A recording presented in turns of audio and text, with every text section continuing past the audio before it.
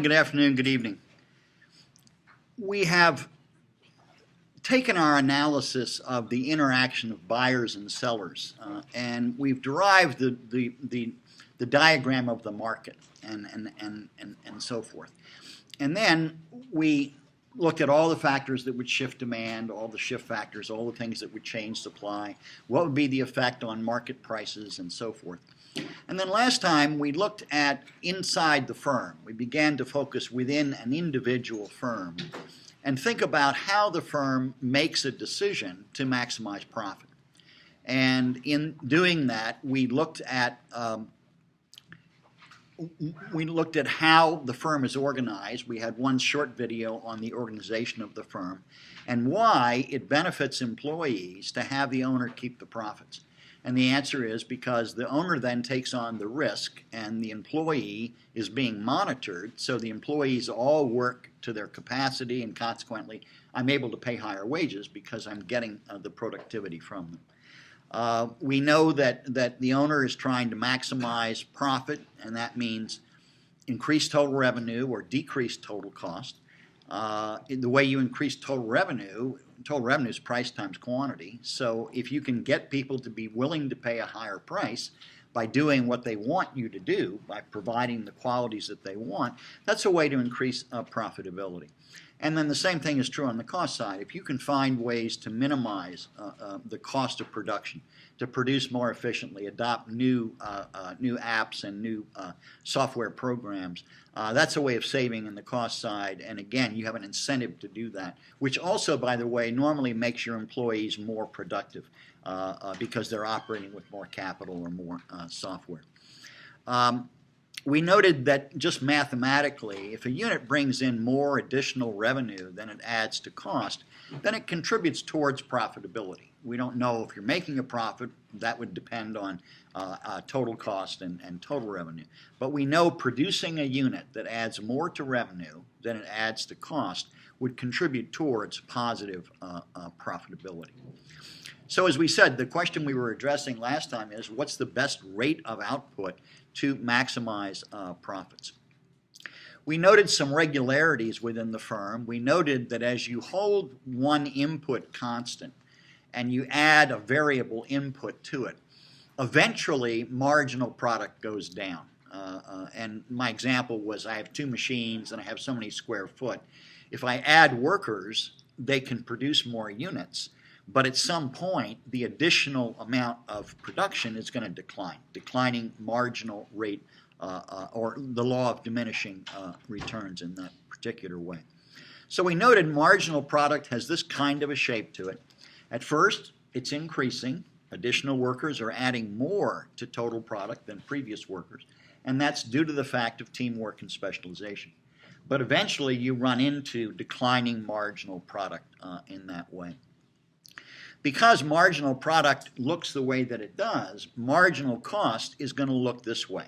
That is, at first, marginal cost is declining, benefits of teamwork and specialization. And then marginal cost is going to rise as the additional workers don't contribute as many additional units to production. So we noted that for every business firm, you can draw the marginal cost curve accurately by simply drawing a J curve or a fishhook curve or a Nike curve. Region where it's falling and then it rises more rapidly in that way. We noted that profit depends on the relationship between the per unit cost, which is average cost, and the price of the item. And so we calculated average cost by looking at different changes in total cost and dividing by quantity. And we noted that average cost has this kind of a shape to it. It declines. That's where you're spreading those fixed costs over more units. But eventually, because marginal cost is going up, it pulls up the average or per unit cost. So we noted that the interaction of the two curves looks like this. For every business firm, no matter what market structure you're in, which I'll talk about tonight, every firm has this kind of a set of cost curves. The range where average cost is falling is because marginal cost is below the average. So the marginal is pulling the average down as you expand production. Beyond the minimum point, the marginal cost is above the average, and so it's pulling up the per unit cost as I try and produce those additional units. And we noted that we call these two ranges, we label these two ranges differently. In the first range, where you're expanding production and average cost is dropping, we call that economies of scale. It's a benefit to you. Expanding production, my per unit cost is coming down. Beyond the minimum point, we call that the range of diseconomies of scale, meaning that as I expand production in that range, my average cost is actually increasing. So that was our background on the cost of production, and as I said, it applies to any business firm. General Motors, corner pizza parlor, it doesn't make any difference. What we want to look at now is what kind of a market does the firm exist in? How competitive is the market in which the firm is competing? And what I've done here is to draw 4 different demand curves. And the left-hand curve is the most inelastic curve. It's the steepest curve. And then it becomes more elastic, and then in D4, which is going to be perfect competition, we're going to do tonight, demand is infinitely elastic, but I'll explain what I mean by that. As you move to the right, you're facing increasing degrees of competition, and that's what's causing demand to become more elastic. More substitutes, closer substitutes, etc.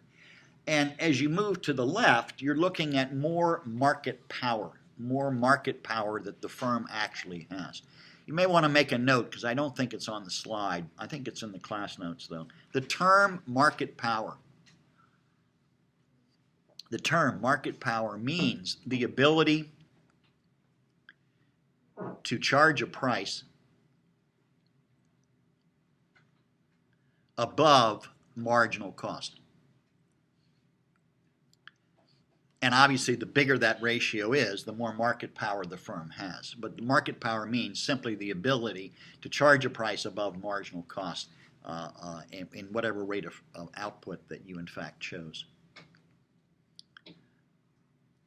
The least competitive case is called the monopoly case. Mono means one, so the term monopoly means a single seller in the marketplace. It's when they talk about it in textbooks, they talk about you are the market. The market demand is the demand for your output. You are the single producer in the market. You want to be aware that that is a construct. That is a construct. Every firm faces competition.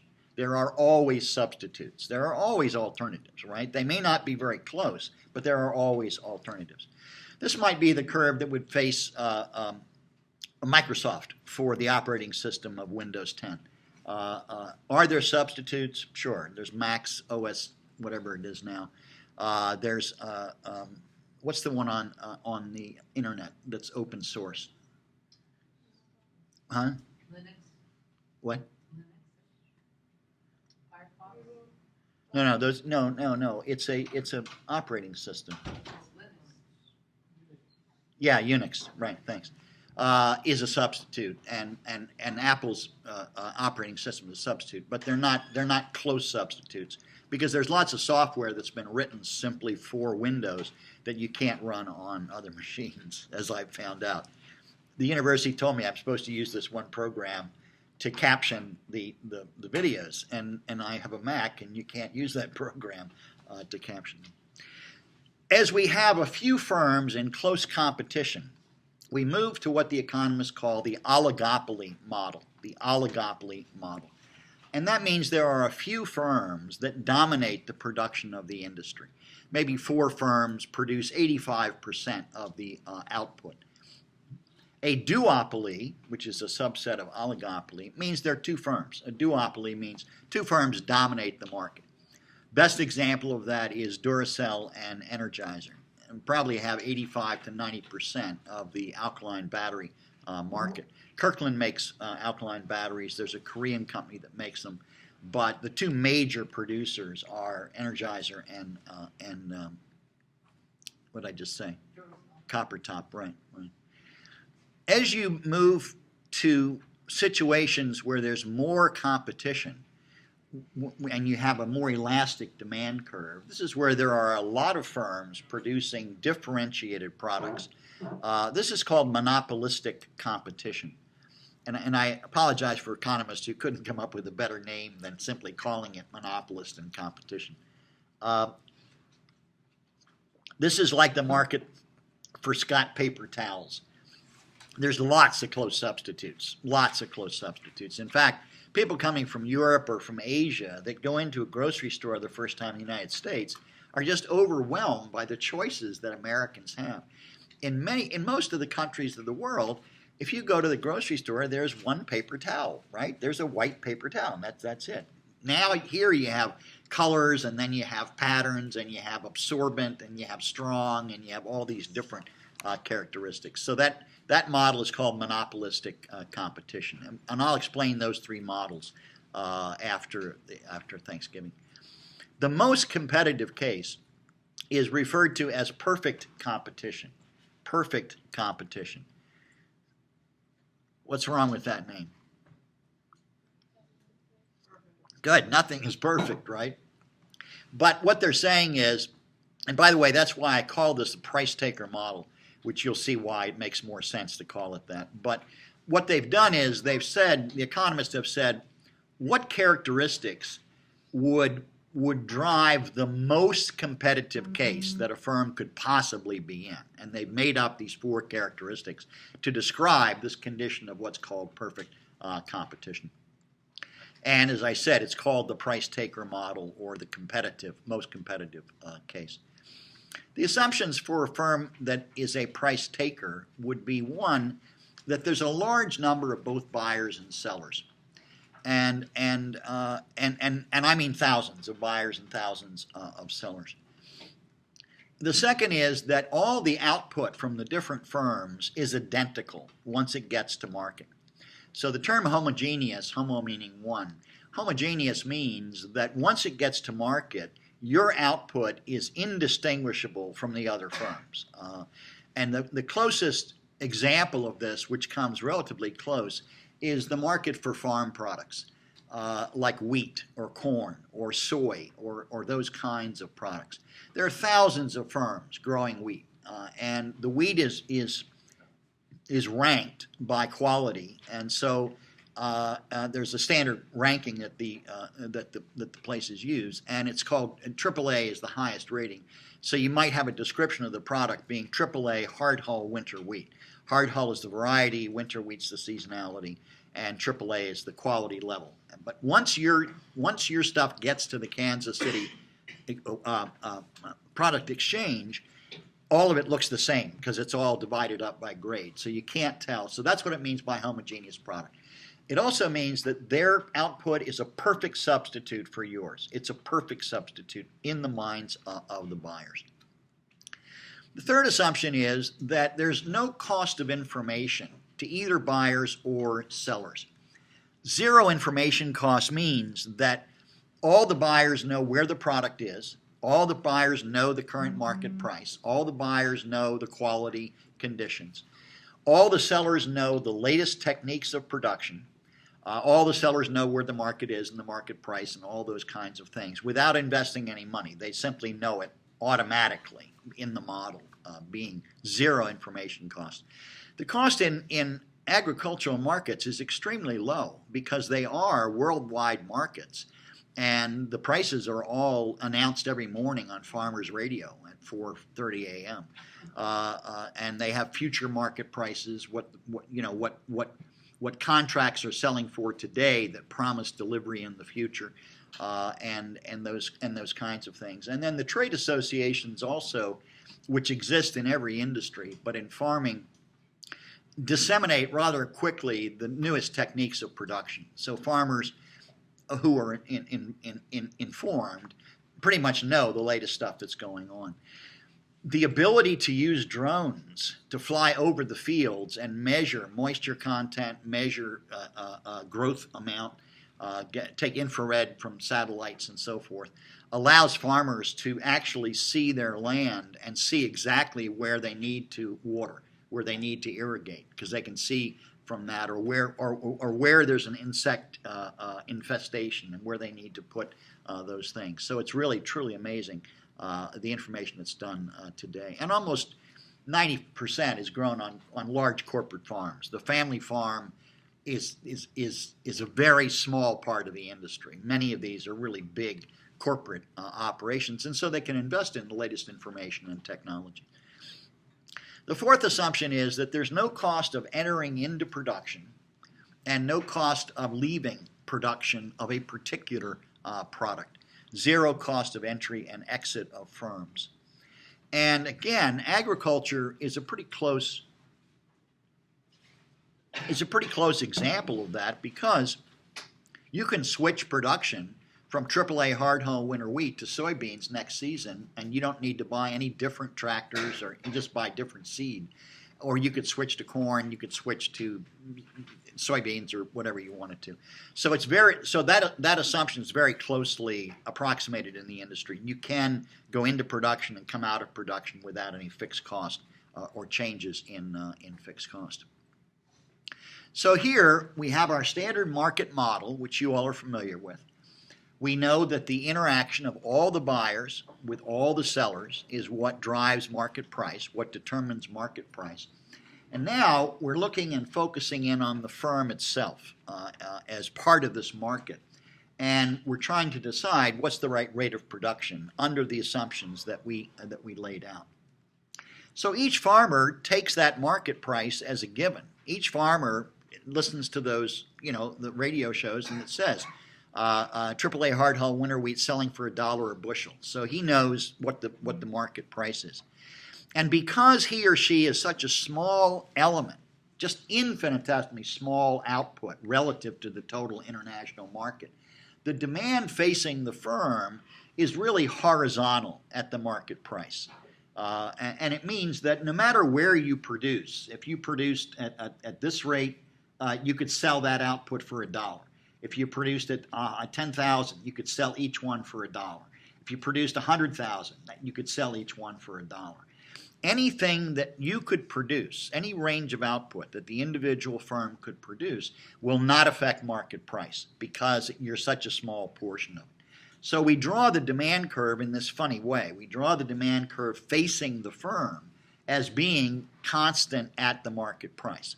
And the assumption is, it means no matter what you produce, you can sell for whatever the market price is. Good.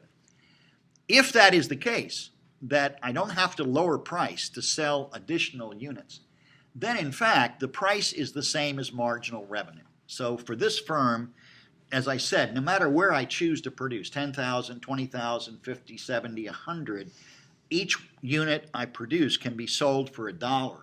And so the price is the same as marginal revenue. $1 is $1 is $1 for each of the additional units that I'm in fact producing. So that's why this demand curve looks the way it does, because you're assuming all those four assumptions. Many, many buyers and sellers. Everybody knows what's going on. Products are identical, perfect substitutes, zero cost of entry and exit, and zero cost of information. Now, I know where to produce mathematically, and that is I want to produce every unit that adds more to revenue than it adds to cost, right? Because that would contribute towards profitability. So I can overlay on the same space the marginal cost curve, and because that is a relationship between marginal cost and the rate of production. Marginal cost is measured vertically as a price or as a dollar amount, and price is measured vertically as a dollar amount. So I can overlay the two databases, and then I can decide what's the right rate of production to maximize profit. Would it be worthwhile to produce this unit here? Would that be a worthwhile unit to produce? Compare the additional revenue height with the additional cost height. So for this unit, I can sell it for $1, and it looks like it only cost me like 30 cents to produce. Is it worthwhile? Yeah. How about this unit? Yeah, because the additional cost is less than the additional revenue. So you expand production all the way up to the point where the additional revenue just matches the marginal cost. And that would be the profit maximizing rate of production for for the firm. Students often ask me about that last unit. They say, well, wait a minute, if the last unit adds the same amount to revenue as it adds to cost, then it doesn't benefit you, of producing that. And that's a true statement. But what we're looking for is a shortcut way of finding the rate of output that produces all the units where marginal cost is below price and none of the units where marginal cost is above price. Y'all with me? You wouldn't want to produce any of these units out here because they add more to cost than they add to revenue. So the very best you can do, because demand is horizontal and marginal cost is rising, is to expand production all the way up to the point where they just match up.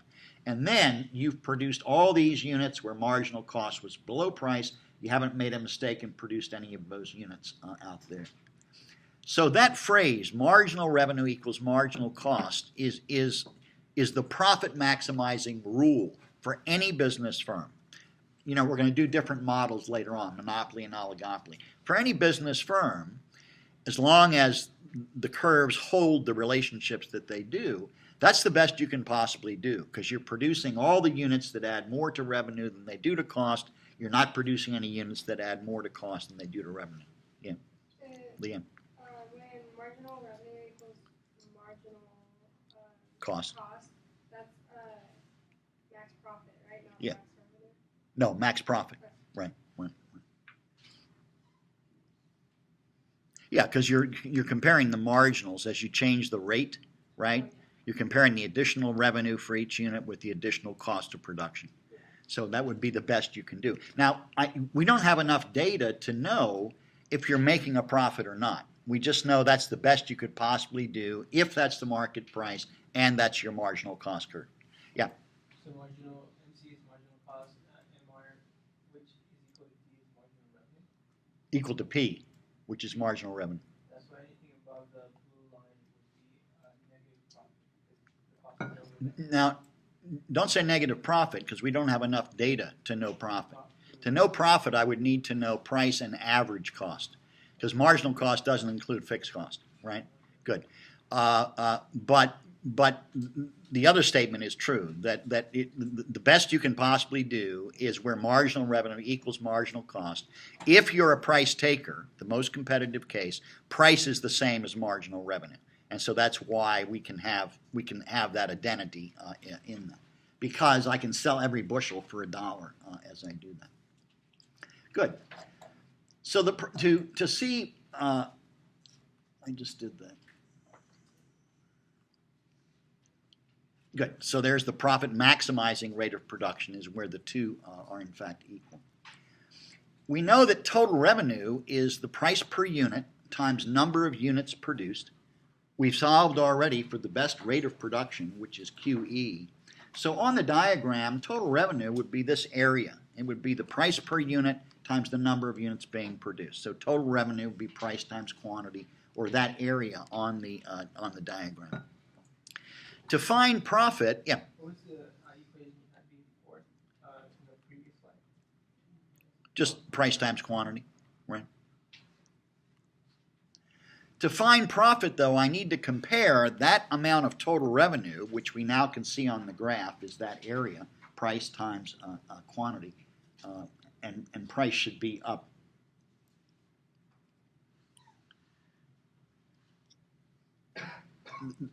The P and the D should be up where the blue line is. I apologize for the error. To know the total cost, I need to look at average cost times quantity.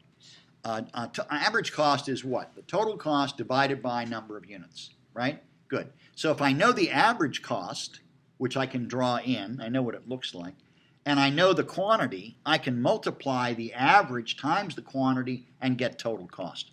So on the diagram, average cost times quantity would be this area here. You know where you're producing. You know total revenue, that's up to the demand curve, times quantity. And you know what your total cost is when you bring in the average cost curve in that way. So for this firm, they would be making positive economic profits. Positive economic profits. And it would be the difference between the total revenue space and the total cost space. So there's average cost multiplied by quantity. We know total revenue is price times quantity. So this area would be economic profit. It's the difference between total revenue coming in and my total cost of production. It is also, another way of seeing that is price minus average cost gives me the contribution each unit is making. Multiply that height difference by the number of units, and that's another way of getting profit. It's the same area, just a different way of calculating. Price minus average cost times quantity would be the amount of profit that I would in fact be earning. Now, if a firm is earning positive profits, it's because they're doing something different. They're doing something different. What is your name? Chris? Chris? Yeah. Chris inherited this farm in Kansas from his dad, and he's taking over running the farm. And in the valley, all the firms are in the valley, and the mountains are on the north side and the south side. And all the firms in the valley have planted their crops east to west.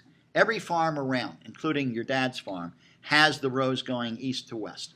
And so if you were taking over the business, you would think, well, that must be the best you can do. That must be the right thing to do, right? I mean, everybody's doing it, so it must be the right thing to do. But Chris thinks about it, and he says, you know, when it rains, the water comes into the valley from the north and the south. So if I planted my rows north to south, then when it rains, the water would come right down the rows and self-irrigate, you know, the whole farm. And if that's true, then I wouldn't need all this irrigation equipment that I now use to move the water around to get it in all of the various rows. So he's got a concept that nobody else is doing. It's risky because maybe the reason nobody's doing it is when the rains come, it washes out the rows, right? And the water comes in so fast that it destroys the crop. But he decides to take a risk, And sure enough, it works. And he saves money, and he's starting to make positive profits. Do you want to let the other farmers know what you're doing? No, because if you do, they're all going to do the same thing. That's going to increase market supply, which is going to lower price to you. Good. But it's hard to keep profits secret. Now, there are many companies that are not publicly traded. Companies that are publicly traded have to produce audited financial statements that show profitability, costs, and all those kinds of things. But a family business or a closely held corporation does not have to publish that information. So Mars Candy was a family-run company for a very long time, and so was Hershey's Chocolate for a very long time. And so they didn't have to publish anything about profitability. And so it turns out they were really profitable, particularly the chocolate company was really making a lot of money, Hershey's. But you know, they live very modestly, and there's a town called Hershey, Pennsylvania, and it has, the streets have little, what are the little cone things? Kisses. The lights are little kisses, and there's Chocolate Avenue and Almond Street and all these kinds of things. Yeah. Isn't there also like the Hershey's Park? A what? Hershey's Park? I'm sure there is. Oh yeah, you mean an amusement park? Yeah, I think there is now. Hershey's family dedicated the stock to the school, to the local school, and so the stock was held by, it was privately held. It wasn't a public corporation, but it was held by the school. And the idea was to generate the revenue and make a better school for the employees' kids in the village. And Hershey was very good about paying very good wages and really having happy people who love chocolate and so forth. More recently, the school board decided that they were better off selling the Hershey stock and getting that money in than keeping the stock and just getting the revenues from the company. And so there was a big discussion about it and so forth. And then Mars was the same way, privately held, made a lot of money. And so Chris is not going to try and let people know.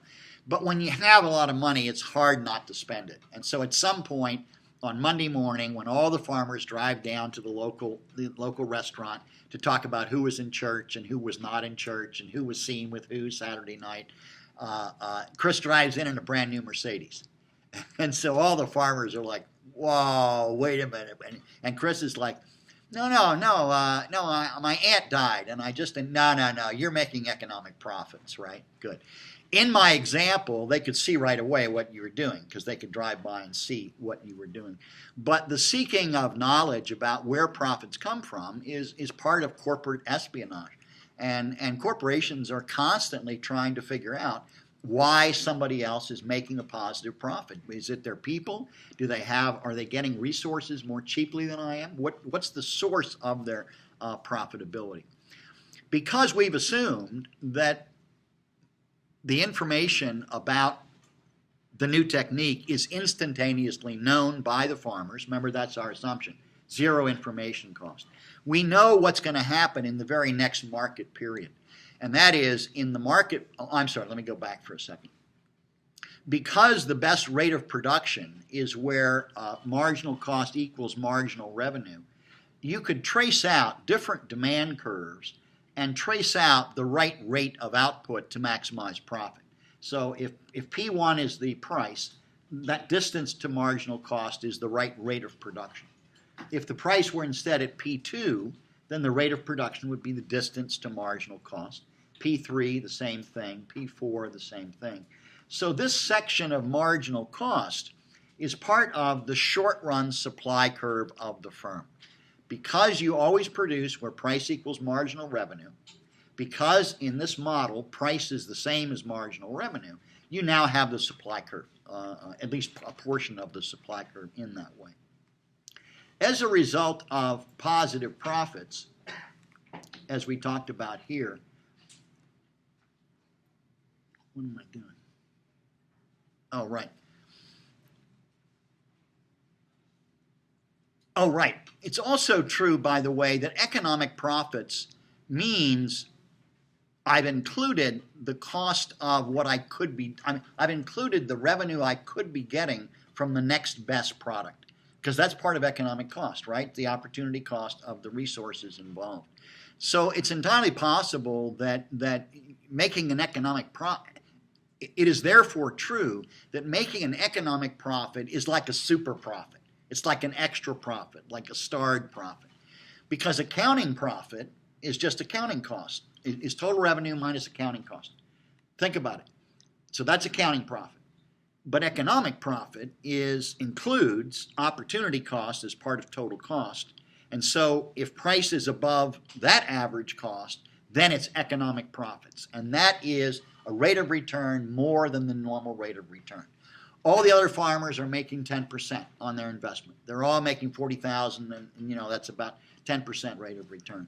Chris is making 15, 20% return because of that new special way of producing, but only for one market period. Yeah. Is economic profit always subjective? It's not subjective. They're oftentimes, for example, for these farmers, they could estimate what they could make with the other products, because they can estimate the cost of growing the corn and they know what the market price is of the corn. So in many cases you can calculate opportunity cost, right? It's not subjective. In the examples I gave you when we first talked about economic profit or economic cost, we noted that because the opportunity cost is the cost of an option not taken, we don't always know what it is. So that's when it becomes subjective or an estimate, right? But in many cases, you can calculate what it would have been. So when you calculate economic cost for like firms, do you calculate what they could have been doing? Yep. So isn't that part subjective? Is what? Like what they could have been doing instead? I don't want to say it's subjective. It is an estimate. They're not doing it. But as I said, if you know the current prices in the marketplace and they'd be using the identical resources they're now using, then you can estimate what that dollar value is going to be, right? I mean, you know what it's going to be. And it would be an accurate estimate if you know the correct market price, right? Yeah. Good. Okay. So as I said, consider economic profit as special profits, and it means you're earning above and beyond the normal rate of return, or super profits, right? Economic profits are the return to risk-taking. in every industry, I take it back. In the price taker industry, economic profits are the return to risk taking. Doing something that other people aren't doing, and it turns out that it works out for you in that situation. But we know from my assumptions that everybody will find out immediately what Chris is doing. They're all going to adopt the new technology. Industry supply would increase in this way, more output from the existing firms or more firms entering the industry. Price is going to come down as a result of that. Going back and looking at the individual cost curves, you were in this situation before the entry of the new firms, positive profits, prices above average cost. Competition will drive that price down until price is just equal to average cost. That means your rate of return is back to the normal rate of return. It's the same as you could do in your best alternative. Good. So that means that there are in a competitive industry, under the assumptions of perfect competition, there are no long-run profits. There are no long-run profits. Profits are fleeting, because as soon as you discover it, other people find out about it. In the real world, there is a period of time and adjustment. Remember, the market assumes perfect information, right? Zero cost. Well, there's always some cost of information. And so it is possible, for farmers to make a positive profit. Maybe whatever you're doing is not so obvious that people could see it right away. So in the real world, you can potentially make economic profits until other people can figure out what it is you're doing. And we'll see later when we talk about the other kinds of markets that if you can prevent other people from duplicating what you're doing, for example, having a patent on it, then you can make economic profits for a longer period of time. What happens if firms are making losses, economic losses? How does the market adjust? Dynamically, meaning over time. And that's what I just did. I had profits, temporary, dynamic adjustment, allowing for new firms to enter. They enter, price comes down, zero profits. Good. Suppose you're making a loss. Well, in that case, it would mean that at the current best rate of production, that's where marginal cost equals marginal revenue. You know that's the best you can do. Your average per unit cost is higher than your price, So total revenue is price times quantity. That's the smaller square. And total cost is average cost times quantity. And so the firm would be making, as I said, an economic loss. They would not be making as much as they can in their best alternative. Notice I'm being careful with my language because it's an economic loss, but it doesn't mean that you're losing money. You could be earning, like I said, 10% return on your investment, and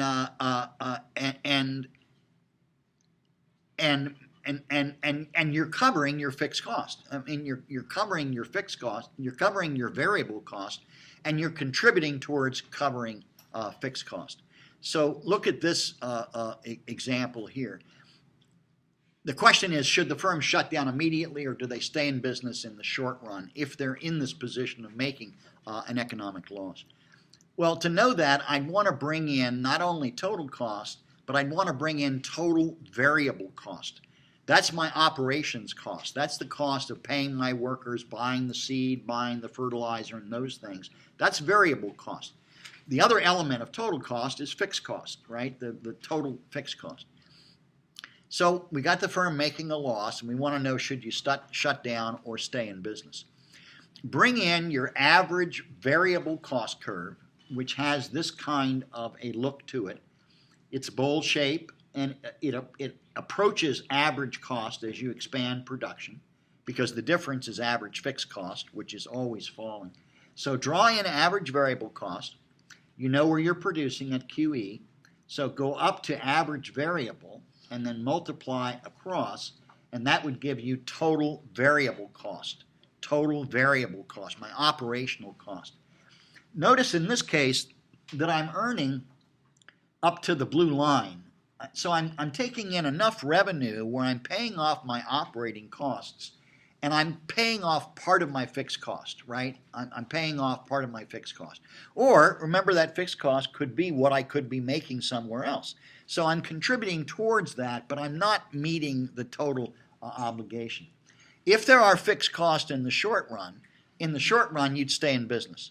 Because by staying in business, I'm losing that amount. By shutting down, I'd be losing that whole upper rectangle of total fixed cost.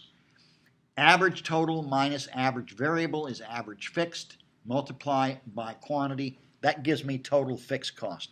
My revenue is helping to cover part of that. In the short run, I would still stay in business. So the short, and there's total cost would be, total fixed cost would be that area. So in the short run, the supply curve would be, let's analyze the next case where price is below average cost, but it's also below average variable cost. So it's the same analysis. You know the best rate of production. Price equals marginal cost. Average cost is above that, so I'm losing money. I can see that. I draw in, and that's the amount of my loss relative to my total economic costs. Draw in average variable cost, and in this case you can see I'm not making enough money to cover my operating expenses. The total revenue is just price times quantity, and the height of average variable coming across would be total variable cost. So the revenue is not even covering my total variable cost. So the answer is shut down right now, because you're losing more money than if you shut down in that particular case. So the short run supply curve of the firm,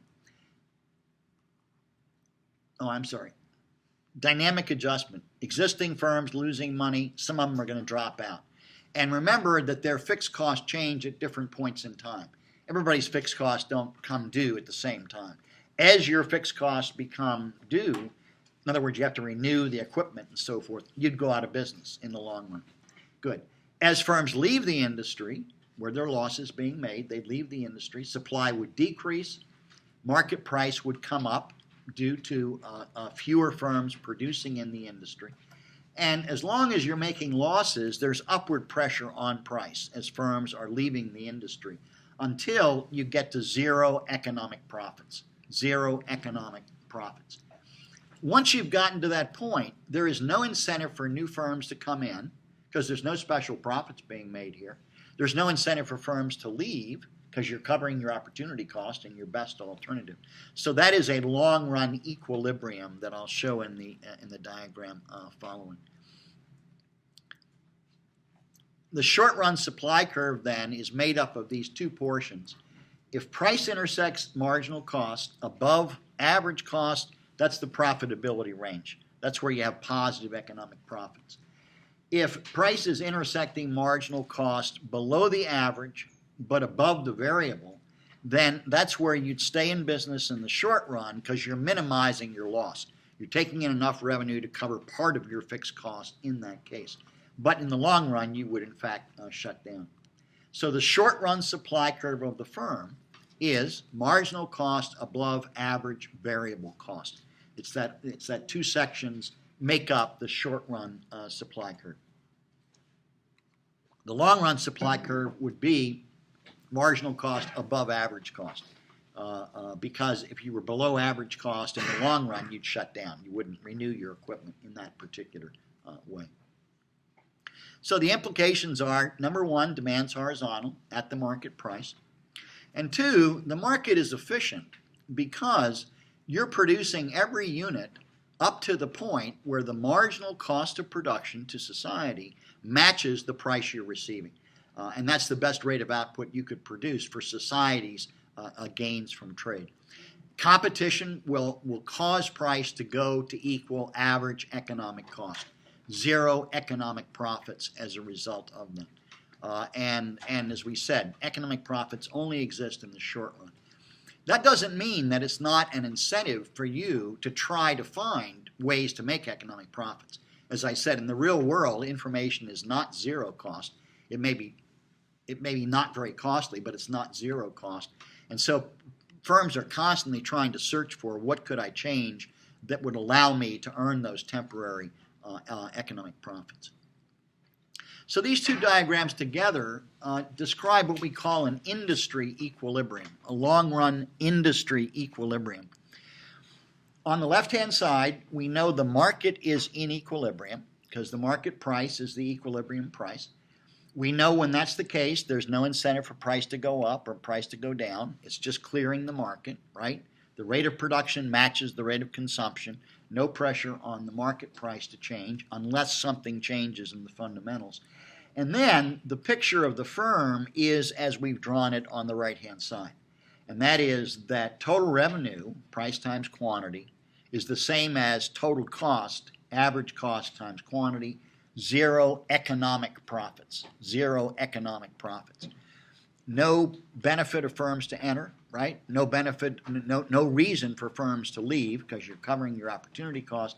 So the two together describe a long-run industry equilibrium, meaning dynamically no incentive for price to change, no incentive for firms to enter or leave the industry.